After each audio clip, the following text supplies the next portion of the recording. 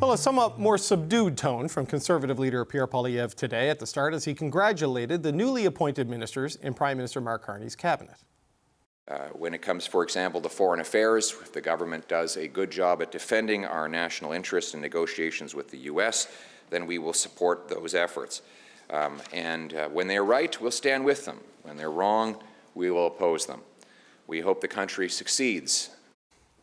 But the shift in tone did not mean, of course, that Pierre Poilievre was without criticism of Mark Carney's cabinet picks. Mr. Carney talked a good game about reversing Liberal policies in these areas, but now we have to find out if he was serious. And so far, it's not a promising start. The first disappointment is, unfortunately, his cabinet. He appointed Trudeau's old team and Trudeau's old advisors.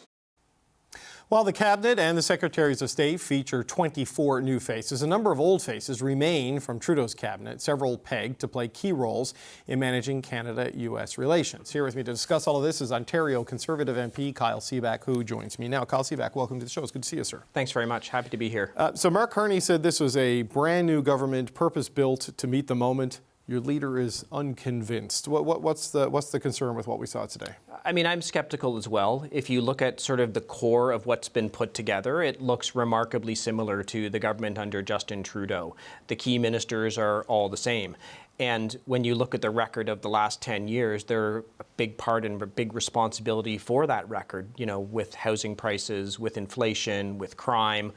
All of these things that Canadians have been very unhappy about and were unhappy about in the election, the people that supported the policies that led to all of that now have key roles in this government. So to me, it's kind of like the Who song that we sort of call Teenage Wasteland, Meet the New Boss, same as the old boss. That's kind of what it looks like to me. Okay, so it's the Baba O'Reilly cabinet in your view, right? Yes. Well, look, I wonder, I mean, you were elected, what, in 2019, right? First, correct? I was elected in 2011 originally, but I took a brief vacation. Yes, you had a hiatus there. Yes. Well, so you've been under Mr. Harper, Mr. Scheer, Mr. O'Toole, and now Mr. Poilievre as leader. That's correct. Very different approaches under those four men. Mark Carney seems like a very different leader and Prime Minister than Justin Trudeau was. So is it not plausible that a change of that significance in that job can shift how everyone below him functions? I mean, look, I hope for Canadians' sake that there is a change, because the last 10 years really have not been great for Canadians and for Canada in general. Whether you look at, you know, per capita income, you look at the crime stats, you look at housing prices. I know I look at them. The average housing price in my town of Orangeville, where I live, is $750,000. So if you put like just a small down payment, 10%, you got to save $75,000, and then you have a $675,000 mortgage. So this is a real problem. I have a 21-year-old son, and he wants to buy a house. It's going to be very hard for him to afford a house. And with the key ministers that brought in all of these policies, whether it was the mess in immigration, whether it is the housing accelerator that didn't accelerate anything, you know, all of these things, nothing has really, the key ministers haven't changed. So I think it's going to be a real challenge for Mr. Carney to change the direction of the ship. But I hope for Canadians' sake, he does, because we do need change. Right. Look, there's no question the immigration escalation created a lot of challenges. The housing accelerator may be too early to fully judge its effectiveness, right? Because I know municipalities say they like it. It is unlocking some zoning changes and could help with reducing costs by paying for some infrastructure. But I want to go back to something that Mr. Poilievre said there off the top. Am I right in understanding his words when he says, when it comes to dealing with the Canada-U.S., we will support them? It's almost like he's drawn a line of division between the foreign policy issues they're dealing with and the domestic challenges that kind of take it easy a bit on the Canada-U.S. thing, but really focus the accountability function on the domestic side of things. Am I reading that approach correctly? Well, I think what it's showing is the importance of the Canada-U.S. relationship. I used to be the Shadow Minister for International Trade, so I know that, you know, 70% of Canadian GDP, approximately, give or take, during the year, is based on trade, and again, approximately 70% of that is with the United States. So that's 49% of the Canadian economy is tied to trade with the United States, approximately.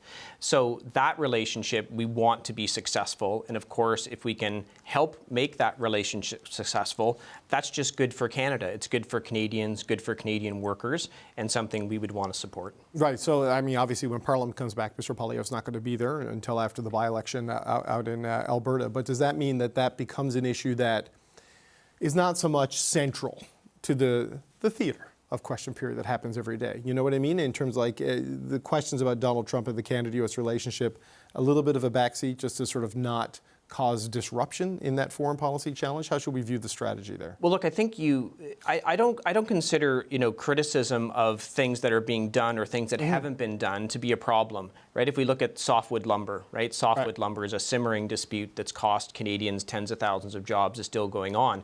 We can be supportive of the government trying to resolve it and saying they need to resolve it, but also critical that it's taken 10 years and nothing has been resolved. So I think that's the approach we're going to take with the relationship with the United States. We want to encourage the government to foster a better relationship, get these trade issues dealt with in a positive way. But if it's not happening, then I guess we will also reserve the right to be critical of that. Right. So Mr. Poilievre has said he's going to go on sort of a listening tour, right? And sort of speak to people and do a data-driven assessment of what happened in the election and then figure out what changes that need to be made to grow on the successes you had in this last election. But when you look at things like the carbon tax being gone, Trudeau being gone, this new cabinet today, a more economically focused Prime Minister, I think it's safe to say, with Mark Carney. I mean, how do you need to adjust how you approach politics as a party? Because what we heard from Mr. Poilievre today started off a little bit new, but then it went into familiar territory. Yeah. Is that where you keep going as a party, or do you need to evolve there? Look, I think I never want to be the Monday morning quarterback, first of all, Sure. but we do want to look at what's happened and why we didn't win. We wanted to win. A lot of people had an expectation that we would win. But if you look at the results themselves are pretty good. If you had told me 2 years ago we'd get 41% of the vote and not be government, I would say, I don't think you know Canadian politics or what you're talking about. So 8 million people voted for us. These are good results.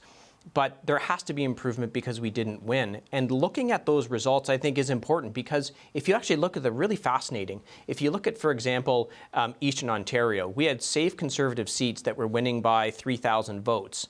But at the same time, we won a seat in Brampton and almost won 2 others. Yeah. So there's something very interesting that's happened in this election. And part of figuring out how we take that next final step to where we are the government, we'll be figuring out exactly what that is. I think that may be a reason why there are 3 MPs from Brampton in the cabinet or in the Secretary of State portfolio today. But I don't know what you heard at your doors, but I've spoken to people who ran for your party in the province of Ontario, that women in particular and older voters, there was a question of tone and style that they weren't comfortable with, especially when facing the external challenges of Donald Trump. So, do you think that needs to change? And with your leader out of the Commons until the by-election, Mark Carney is going to have a bit of runway to do some stuff. Are you worried about sort of them building momentum because of the dynamic in Parliament after this election? No, I don't think so. We have a great leader who got not the result we wanted, I know that, but got a pretty good result when you look at, again, 41% of the vote, 8 million people voted for him. There are perhaps some people who decided that they did not want to support Mr. Poilievre. It's actually not what I heard at the doors the most. For me, what I heard at the doors the most was Donald Trump. That seemed to be the issue that was taking up most of the criticism that I heard at the doors. And let me tell you, I heard a lot of positive support for our leader, Mr. Poilievre, and for our platform. So I think what we're looking at here is doing a deep analysis and maybe a little bit of fine-tuning. This is not a, throw out the baby with the bathwater kind of situation. Okay, both Andrew Scheer, who will be the leader in the Parliament when it returns, and Mr. Poilievre has said there may be areas where they can support the Carney government, because even though they're at right around 170 right now, pending some recounts, it's still a minority. Where could you cooperate with this government? Because there hasn't been a lot of signs of fertile common ground for the last number of years. Where could we see working together between the Conservatives and the Liberals in the coming months? Well, look, as I said earlier, we have a problem with, per capita GDP in Canada or the earnings that Canadians have. We've fallen far behind the United States. So if we see policies that are going to directly address that, they're going to improve the lives of Canadians, right? Bring home more paychecks, right? Improve the amount of money Canadians are taking home. So, for example, if there's some tax cuts, if we're looking at actually becoming the energy superpower that we should be, that everyone's talked about, we could look at supporting that because we do need to unleash our natural resources. They're a huge driver of the Canadian economy. So if they're looking at ways to improve pipelines or permitting process for mines a lot faster, I think those are things we could absolutely support.